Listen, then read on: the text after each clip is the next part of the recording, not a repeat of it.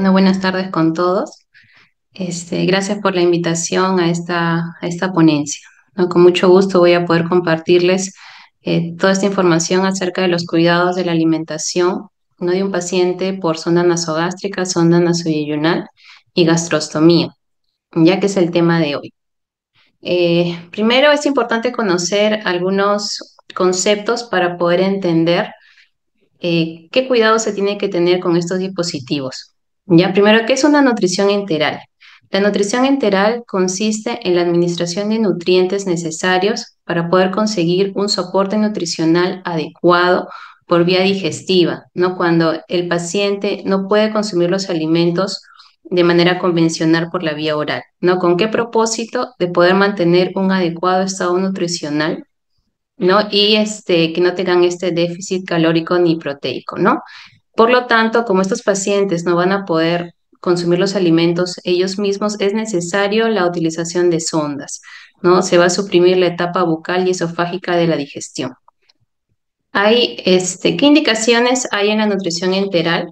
Bueno, esta nutrición se puede dividir en tres grandes grupos.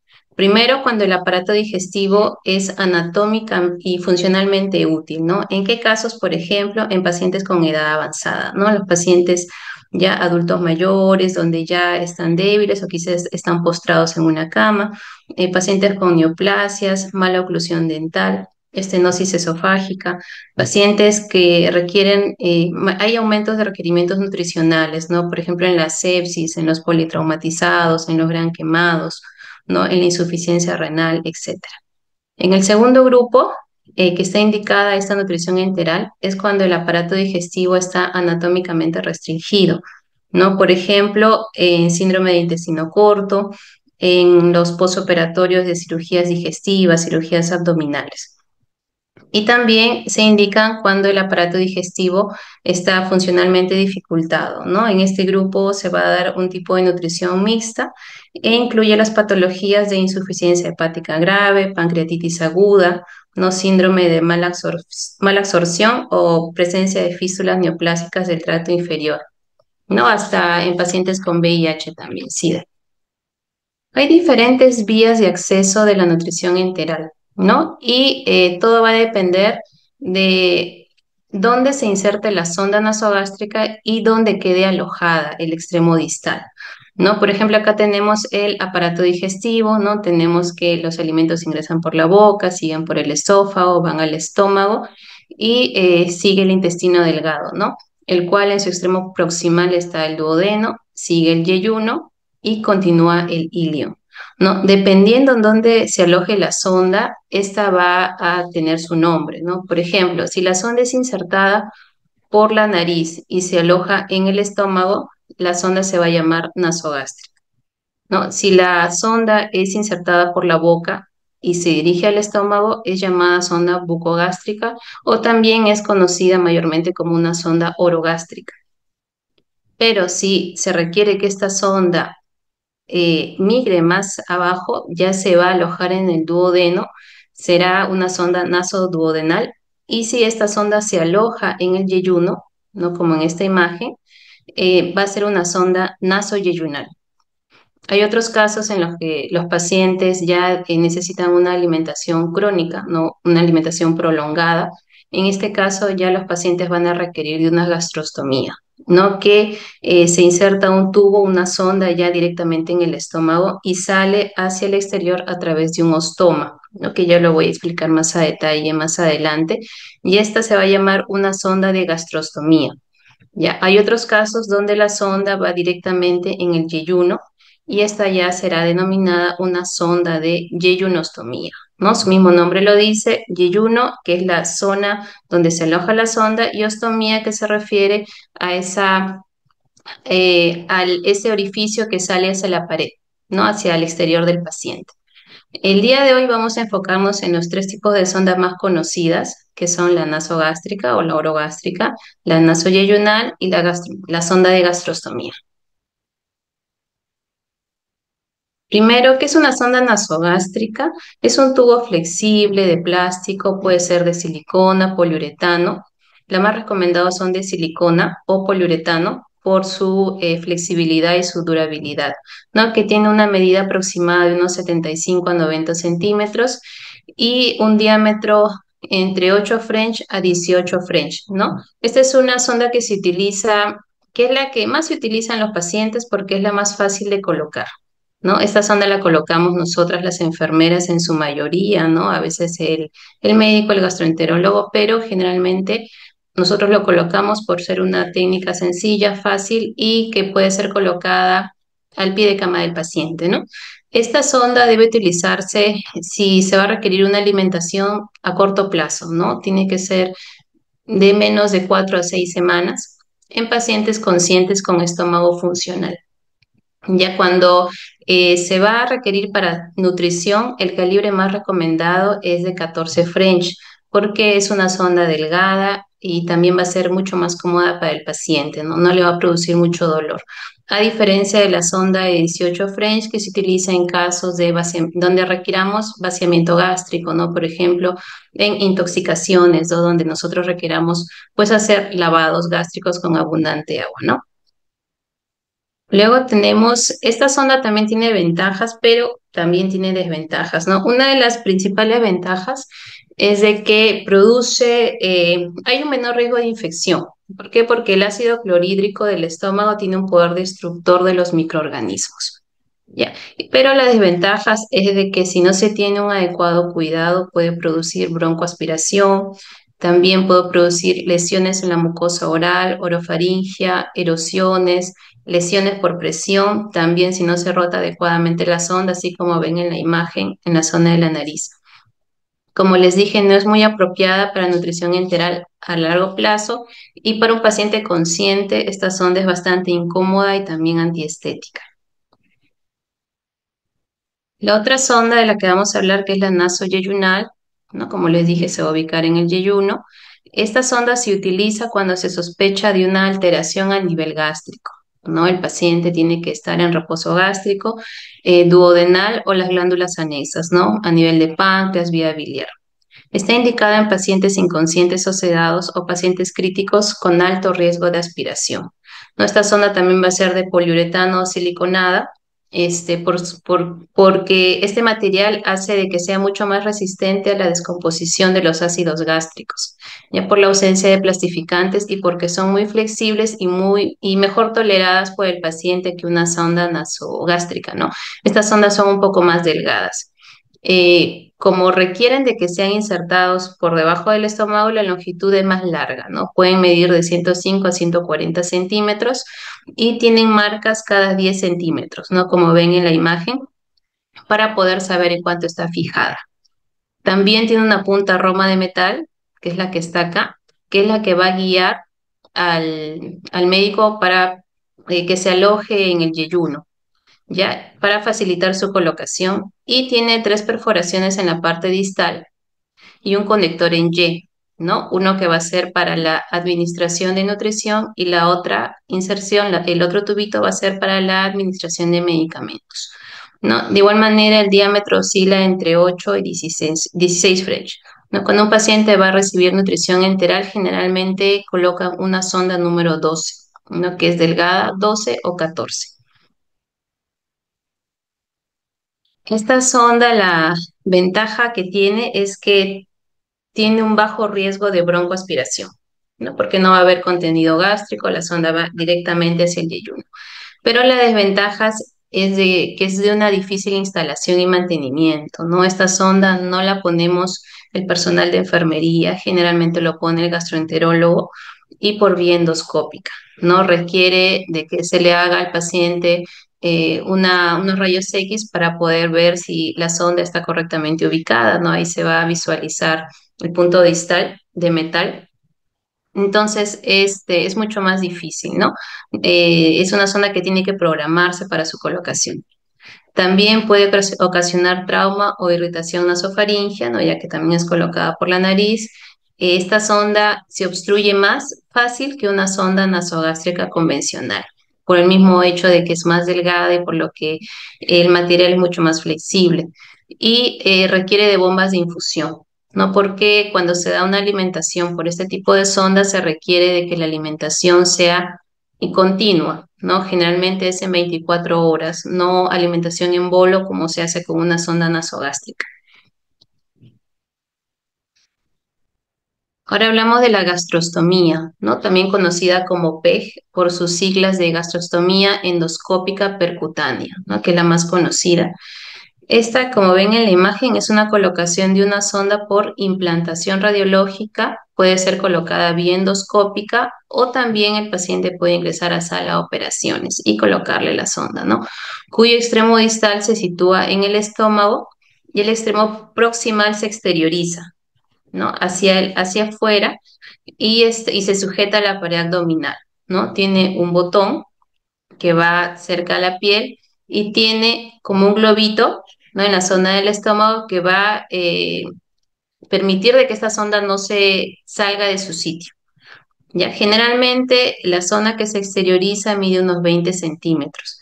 Y este tipo de sonda es adecuada para la alimentación enteral a largo plazo, es decir, cuando el paciente requiere una alimentación mayor a 6 semanas, cuando tengan un tracto gastrointestinal funcional y cuando se precisa también de descompresión gástrica, ¿no? El material, estas sondas generalmente son de silicona no colapsable o con poliuretano. La longitud de esta sonda es variable, pero como les dije, puede sobresalir unos 20 centímetros de la pared. Y el diámetro son mucho más anchas que una sonda convencional, ¿no? Si ustedes van a ver un paciente que tenga esta sonda, generalmente van a ver que es de 20 o 24 French, es mucho más gruesa, ¿no? Para evitar también que esta sonda se pueda obstruir. ¿Cuáles son las ventajas que tiene? Que tiene capacidad de reservorio, regulación osmótica y prolongación del tránsito intestinal. Tiene una gran flexibilidad en el aporte de nutrientes. Pero la desventajas es de que también puede producir broncoaspiración, no están colocadas en el estómago, ¿no? La instalación también es bien endoscópica o en sala, ¿no? Generalmente no la coloca en una cama de hospitalización convencional. Se requiere mucho cuidado el estoma, ¿no? El ostoma. Como ven acá, ya hay un estoma lacerado, ¿no? Si no se tiene los cuidados necesarios de enfermería, también pueden haber infecciones o irritaciones en la piel. Puede haber fuga del contenido gástrico, ¿no? Por lo que está directamente insertado en el estómago, lo que va a producir daños en la piel. Y también puede haber roturas del balón, lo que va a ocasionar que la sonda se desplace. Ahora, hay varios tipos de administración de nutrición enteral, ¿no? Hay varios tipos de contenedores y todo va a depender de la patología del paciente, ¿no? Bueno, está el Osmolay, el Fresubin, Surbimed, tenemos la Glucerna, ¿no? En pacientes diabéticos, el Pulmocare en pacientes con afecciones respiratorias porque se pasan en bajo volumen, tenemos el nepro en pacientes renales, también hay el péptido o alterna, tenemos el alitrax, hay una serie de tipos de nutrientes que vienen. Estos, por ejemplo, son propios del envase, ¿no? O ya están hechos solamente para instalarle al paciente, ¿no? Y estos en realidad son los más recomendados porque minimizan el riesgo de contaminación, ya que no lo vamos a manipular mucho, a diferencia de las otras fórmulas donde nos la trae nutrición y nosotros tenemos pues que administrarla a través de bolos, ¿no? Entonces la indicación va a depender mucho de lo que tenga el paciente, ¿no? De qué tipo o qué cantidad de calorías o proteínas se quiera administrar o requiera, ¿no? Esta ya la hace la indicación el médico de manera conjunta con el nutricionista. Tenemos también los contenedores vacíos, que creo que todos los hemos visto, ¿no? Son unas bolsas flexibles de plástico donde tienen una tapa y por aquí se va a colocar la alimentación, ¿no? La que nos traiga nutrición, la fórmula, o aquí también se colocan las latitas del Pulmocare o el Nepro, ¿no? Constan de una llave como un venoclisis y se coloca la zona distal a la sonda se conecta, ¿no? Encaja perfectamente y este tipo de nutrición se va a dar a gravedad, ¿no? A goteo lento. Este tipo de bolsitas van a permitir administrar volúmenes elevados y también posteriormente, cuando ya terminemos, administrar agua para poder enjuagar y también administrarle al paciente. También hay, ¿qué tipos de líneas hay? ¿No? Estas, por ejemplo, que son de la marca Fresenium, que es la que, bueno, utilizamos bastante acá en clínica, consta de, como ven, una tapita que puede ir conectada al Osmolite, por ejemplo. Luego esta tapita también sale y queda un punzón.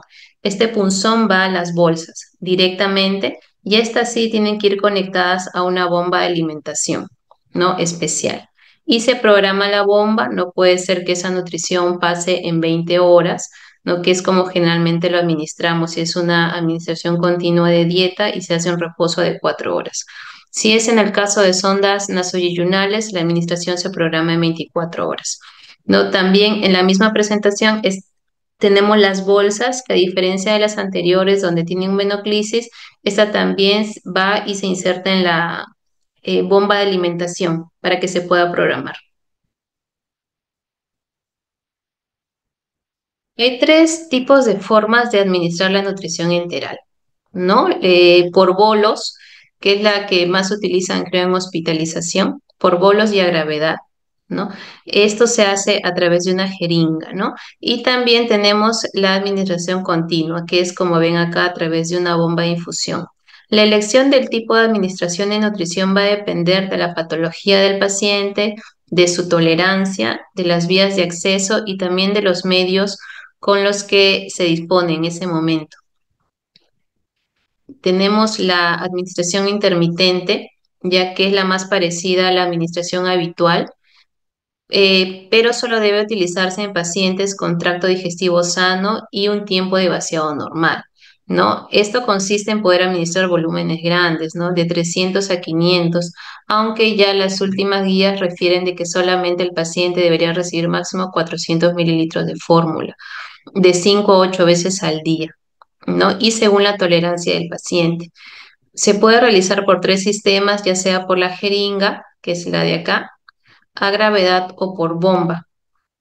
Cuando se administra con jeringa, bueno, es la más utilizada, pero es la menos recomendada, ya que lo que puede ocasionar es que nosotros administremos demasiado rápido la nutrición, ¿no? La velocidad de infusión no debe ser superior a los 20 mililitros por minuto, ¿no? O sea, en cada minuto yo debo haber administrado 20 mililitros, ¿no? Y si me dan, por ejemplo, 400 de volumen de una dieta, esa dieta tiene que pasar mínimo en 20 minutos.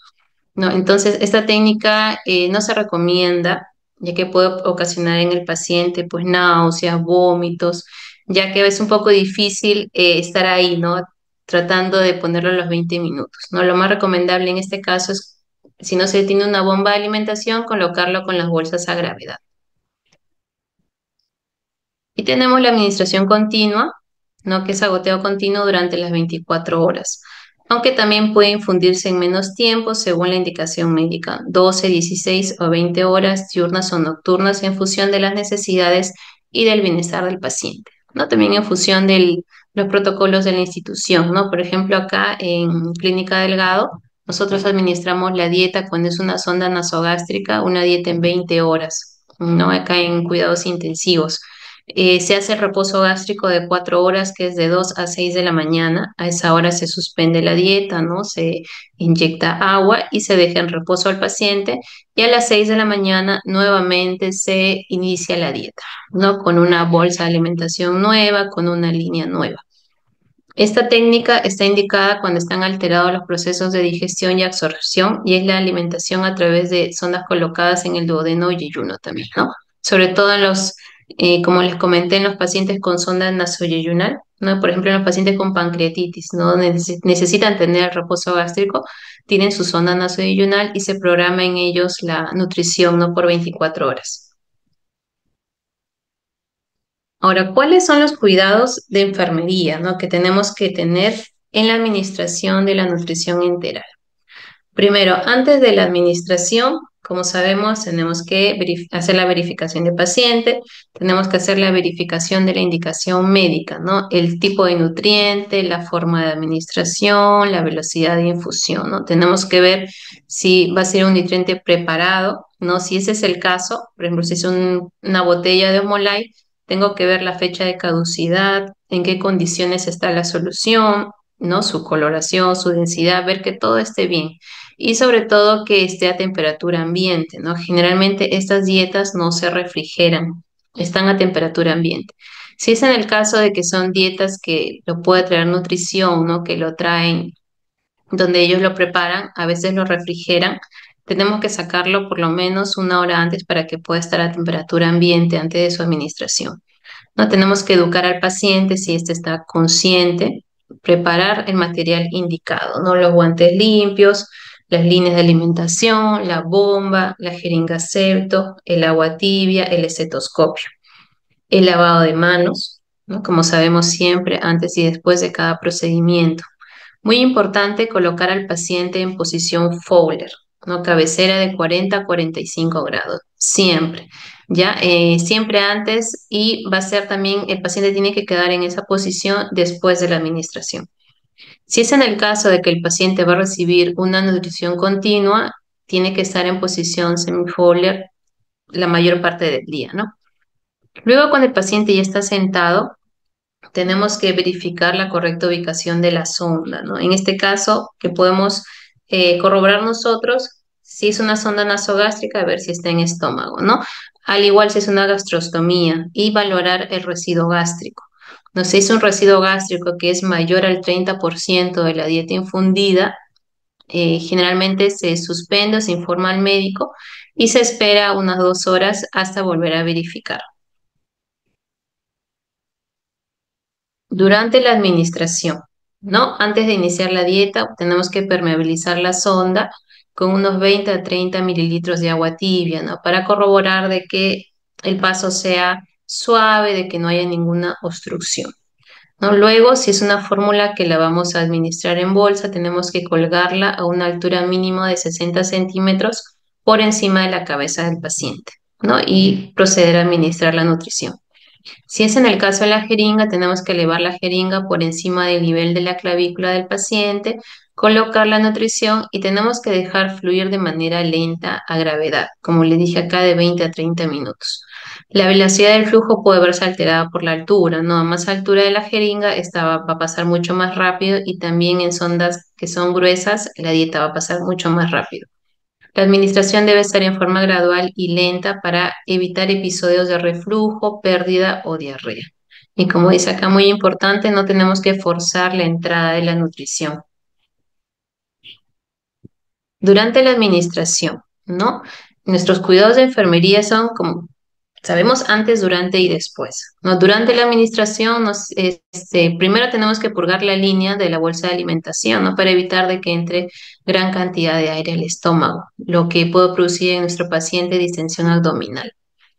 Luego de purgar todo el circuito, clampamos la guía, ¿no? Que bueno, no se ve acá, pero tiene un clamp, el cual clampamos y procedemos a programar el volumen a administrar y la velocidad de infusión. Cuando ya tenemos programada la bomba, vamos a desclampar la línea e iniciamos la alimentación. En caso de que la alimentación sea continua por infusión de una bomba, tenemos que permeabilizar la sonda cada 4 a 6 horas, entre 40 a 60 mililitros de agua tibia. Esto es para evitar que la sonda se obstruya. Y esto aplica tanto en la sonda nasogástrica, nasoyeyunal o gastrostomía, ¿no? Vemos que estas tres sondas, la que menos se obstruye es una gastrostomía, pero la sonda nasoyeyunal sí o sí tenemos que permeabilizarla. Mínimo cada 4 a 6 horas. Ya como les dice acá, siempre con agüita tibia de 40 a 60 mililitros. También mientras estemos administrando la dieta tenemos que observar a nuestro paciente, ¿no? Valorarlo, ver cómo está tolerando la nutrición, quizás en ese momento presenta náuseas, dolor, distensión abdominal, se pone irritable. Si ese fuera el caso, suspendemos la dieta e informamos al médico, ¿no? Para que pueda evaluar al paciente. Si se van a administrar medicamentos, ¿no? Que también puede ser el caso, estos deben estar completamente triturados y deben deshacerse con el agua. Hay medicamentos que son tipo grajeas que son muy difíciles de disolver. Ya otros medicamentos, por ejemplo, el ácido valproico, no sé si alguien lo ha administrado, nunca termina de triturarse por completo y tiende a obstruir mucho la sonda. Cuando este sea el caso, es importante informar al médico para poder mandar a preparar, ¿no? Con jarabes eh, estos medicamentos y de esta manera vamos a nosotros garantizar de que la sonda no se obstruya, ¿no? Y esto es lo que hacemos acá. Todo paciente que tiene sonda, sobre todo nasoyunal y tiene medicación, hablamos con farmacia, con la unidad de preparación de mezclas y preparan todos los jarabes, ¿no? Y no, lo tenemos refrigerados, ya listos para su administración. Y también es importante evitar mezclar los medicamentos con la nutrición. Después de la administración, ¿no? También tenemos que infundirlo, permeabilizarlo con agua después de cada toma, ¿no? En el caso de una PEG, observar que no haya pérdidas de agua por poros o grietas en la sonda. En caso de administración continua, como les dije, infundir agua cada 4 a 6 horas. Es importante que cada vez que yo desconecte la septogeringa o ya retire la línea de nutrición, tenemos que clampar, ¿no? Clampar la sonda para evitar que ingrese aire. Posterior a la dieta, tengo que seguir manteniendo a mi paciente en posición Fowler mínimo 30 minutos, ¿no? Lo ideal es de 30 a 60 minutos, ¿no? Para fomentar la digestión. Finalmente, tengo que lavar la jeringa después de cada uso y hacer los registros en las anotaciones de enfermería. ¿Qué va a pasar si tengo que administrar medicamentos por la sonda, ¿no? Primero, detengo la dieta, la nutrición. Luego tengo que enjuagar la sonda con agua, ya que es lo más recomendable. Ya tengo que preparar el medicamento, ya tenerlo triturado. Si son varios medicamentos, lo recomendable es que cada uno se diluya por separado en un poco de agua, no juntar todo en uno solo, ¿no? O algunos que hacen, muelen las pastillas y lo diluyen con la dieta. Esto tampoco debe hacerse, porque a veces las pastillas se forman o se ponen grumosas o no se diluyen completamente. Ya sí que hay que evitar hacer eso, sino diluirlo con agua. Luego que administra el medicamento, enjuagamos la sonda nuevamente. Ya nuevamente le inyectamos agua tibia y continuamente damos estar a la dieta y continuamos con la nutrición, ¿no? En caso sea una nutrición continua, ¿no? Si es una nutrición por bolos, no va a ocurrir esto, ¿no? ¿Qué recomendaciones generales debemos de tener? Primero, lavarse las manos con agua y jabón antes y después de administrar la alimentación. No, como les dije, si es el caso de que el paciente no puede estar en esa posición Fowler, ¿no? Quizás en pacientes operados de columna. De todas maneras, tenemos que asegurarnos que la cabeza del paciente siempre esté en posición más alta que el estómago. Ver una posición adecuada, ¿no? Quizás en Trendelenburg invertida, vemos ahí cuál es la mejor posición, pero siempre la cabeza debe estar más alta del estómago. Luego tenemos que desechar cualquier fórmula preparada. Toda fórmula que esté en botella solo dura 24 horas. Ya si es que me sobró quizás la mitad de la botella, pero ya pasó más de 24 horas, igual se tiene que desechar.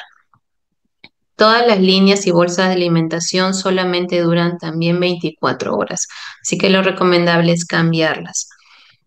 Otra recomendación muy importante es poder medir diariamente la distancia entre la zona de inserción de la sonda y su extremo distal, ¿no? Esto sobre todo en las sondas nasoyeyunales, porque a diferencia de las nasogástricas no hay forma de saber si se desplaza, si está o no en yeyuno, ¿no? Entonces siempre medir, ¿no? Desde que sale de la fosa nasal hasta el extremo distal.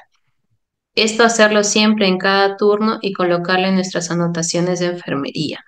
No, si es que la sonda se desplazó unos 10 centímetros por varios motivos, no podemos reintroducirla. Ya tenemos que informar al médico.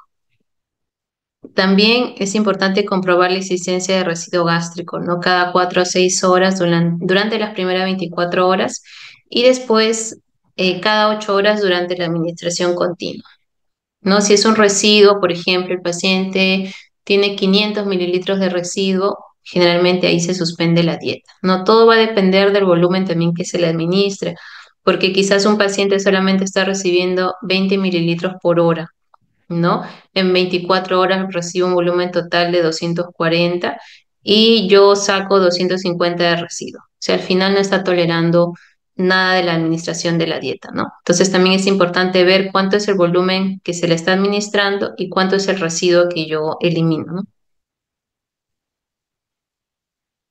¿Qué cuidados tenemos que tener, ¿no? En el caso de la sonda nasogástrica y nasoyeyunal, tenemos que tener mucho cuidado con la nariz, ¿no? Como les dije, puede ocasionar erosiones, lesiones por presión. Por eso es importante la limpieza de las fosas nasales todos los días. Ya puede ser con un algodón humedecido, con un hisopo, con agüita tibia.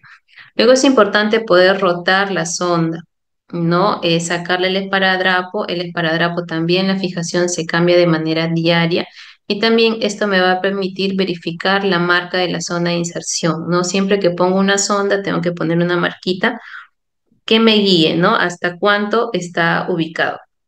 Entonces ahí me va a dar la oportunidad de valorar también la piel, cómo está y de rotar, ¿no? La sonda se puede girar un poquito y fijar nuevamente, ¿no? También para aliviar la irritación nasofaríngea se puede utilizar un poco de hielo o anestésicos tópicos, ¿no? Como lidocaína.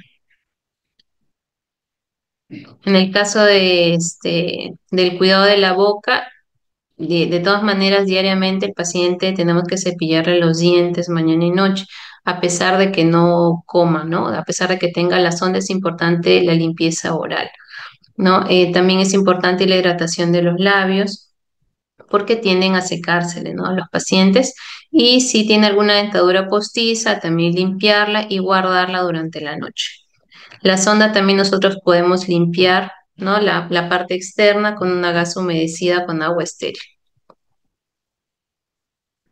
Y en el caso de las gastrostomías, como les dije, aquí lo más importante es valorar el ostoma, ¿no? Este ostoma se hace de manera diaria, ¿no? Valorar la zona periostomal, ¿no? Tenemos que buscar signos de infección, erupción cutánea, si hay presencia de drenaje purulento o gástrico, ¿no? A veces este botoncito está muy pegado a la pared y puede ocasionar necrosis por presión, ¿no? Entonces, todo esto tengo que valorar diariamente, ¿no? Si se observa pérdida de continuidad de la piel, signos de infección, tenemos que limpiar la zona, ¿no? Podemos utilizar un gas estéril con clorexidina al 2%, ¿no? Se limpia en dirección a las manijas del reloj, dejarlo un minuto, ¿no? Alrededor de la piel y luego limpiar la parte periostomal con movimientos circulares, ¿no? Luego limpiarlo con suero fisiológico. Si la piel está íntegra, tan solo podemos utilizar agua destilada. Colocamos un protector cutáneo, puede ser cábilo, y colocar una gasa en la zona del botón, ¿no? Si fuera el caso de que la piel esté lacerada, ¿no? Por ejemplo, acá podemos aplicar el polvo de ostomía, que también se utiliza, ¿no? Para las colostomías, o puedo informarle al médico, el médico también indicará algún tipo de crema si la zona está infectada, ¿no? Y colocar también una gasa. Finalmente fijamos con esparadrapo y la sonda tiene que estar fijada en la pared con un ángulo de 90 grados, ¿no? Como ven en la imagen. No jalarlo, sino tiene que estar en la posición anatómica de la sonda, ¿no? En 90 grados. Y finalmente colocamos la fecha de curación. ¿Qué pasa si la sonda se obstruye? ¿No? Se obstruye o se desplaza, ¿no? Primero, tenemos que intentar retirar los restos o residuos con una jeringa vacía, ¿no? Vamos a absorber lo que hay en la sonda. Y con una jeringa pequeña vamos a tratar de enjuagar la sonda con agua tibia. No podemos utilizar jeringas de 5 mililitros, de 3 mililitros o también jeringas de tuberculina. No tenemos que tratar de inyectar agua porque mientras menos calibre tenga va a generar más presión. Este, luego, si es que esto no funciona, de todas maneras podemos hacer jalar el émbolo, ¿no? Jalar varias veces sin jalar la sonda de alimentación, ¿no? Con cuidado para también generar un tipo de presión. Hay algunas personas, ¿no? Que escucho de que a veces le echan Coca-Cola o bicarbonato, pero hay estudios, ¿no? Donde se ha comprobado de que no hay una diferencia entre administrar el agua estéril que una Coca-Cola, ¿no? Entonces podemos hacerlo con el agua. Aquí lo más importante es sobre todo la presión que generemos. Si a pesar de ello no se desobstruye la sonda, tenemos que informar al médico, ¿no? Esto sobre todo en casos de sondas nasoyeyunales, ¿no? Si es una nasogástrica, se la podemos retirar y cambiarla. Pero si es nasoyeyunal, no, el paciente tendrá que ser programado nuevamente para su colocación, ¿no? Si esta sonda se mueve o se desplaza más de 10 a 13 centímetros, sí tenemos que interrumpir la medicación, ¿no? Si quizás yo me doy cuenta que donde yo he marcado está a 15 centímetros de la zona, pues definitivamente tengo que suspender la dieta, ¿no? Por el riesgo de aspiración del paciente y no reintroducir nunca la sonda. Bueno, no sé si alguien tenga alguna pregunta para poder terminar.